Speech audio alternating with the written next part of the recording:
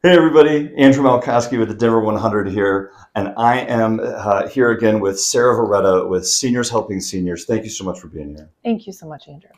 One of the things that is kind of like a hot topic right now, especially with people who are specializing in senior services, okay? The aging in place, it's like the hot topic. It is. It is such a hot topic in our society right now as we're seeing more and more individuals truly extend that lifespan. In the 2020 US Census, 1 in 6 Americans are over age 65. Wow.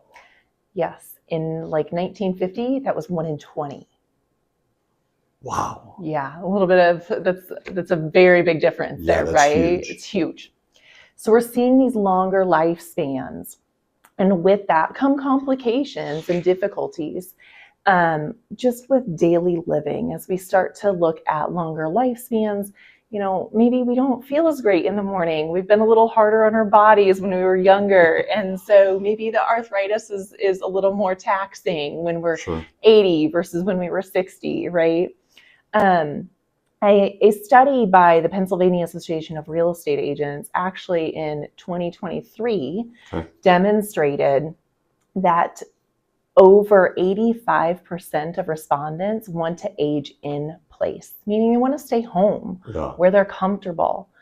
We see clients that do go into a community setting. Maybe they go to an independent living or they go into an assisted living. But the vast majority of people really do want to stay home where they're comfortable and where they've been for so long.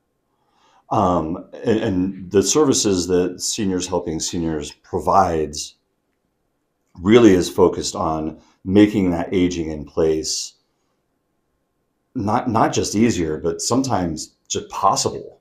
Sometimes it's just making it a reality. Absolutely, Andrew. Yeah. A lot of time, especially today, we have a lot of people that fly the coop, right? When they are done with college or maybe a career change, and we don't have everybody in our family that lives within a short distance anymore. That's not the norm in our culture.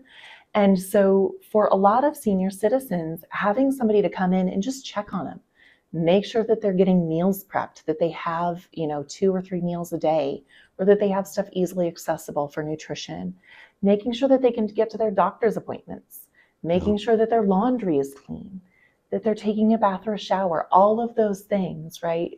It just makes it so that they're not on their own and struggling to do all of these tasks that we as younger individuals really kind of take for granted. I think that's a really interesting point too. Like how often we see just the meals being such a more difficult thing. Like we don't really think about it, but man, it can really be a challenge. It can be. Even something as simple as a boiling pot of water to make macaroni and cheese. How do you get that boiling pot of water after you've cooked the noodles?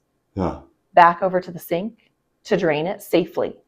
If you have a balance issue, if you have a tremor, if you have any, if you have any sort of memory loss and you're not really supposed to be using that oven or that stove, all of those things that really come into play that make it so that it can be potentially a little bit more dangerous, but with the right support system in place, it can definitely be possible. With your services, how much time out of each individual day and how many days a week are your people there to support somebody?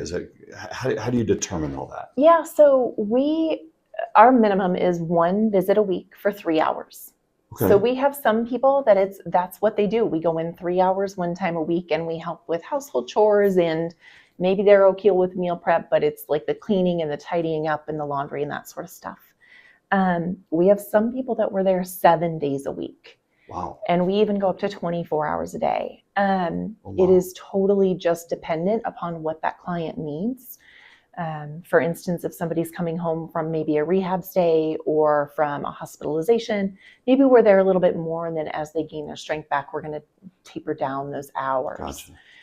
And vice versa. Sometimes as people's aging process increases their needs and dependency, then we increase those hours that were there. But it is a 100% customizable feature within our agency, and it is whatever meets the client's needs best. So, with your company being non-medical, do you work hand in hand with other companies that provide the medical side when necessary? Yeah, absolutely. So, non-medical is a little bit of a tricky term in the fact that we can make sure that people are taking their medications. We just Sure. can't physically hand it to them, but we can remind them. But we make sure that the pharmacy has it set up, or that the family member is coming in once a week to set up their pill boxes.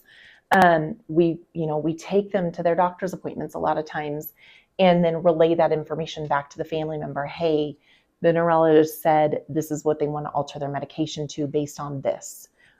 And if you have any questions, give them a call. But they already called in the prescription for you to pick up. Right. We can go pick up the prescriptions for them. Sure. We just, again, can't mess with the medication. Got it.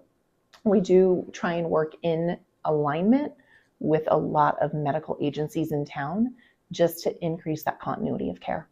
That's awesome. If you guys know anybody that needs help with their aging in place, please call Sarah.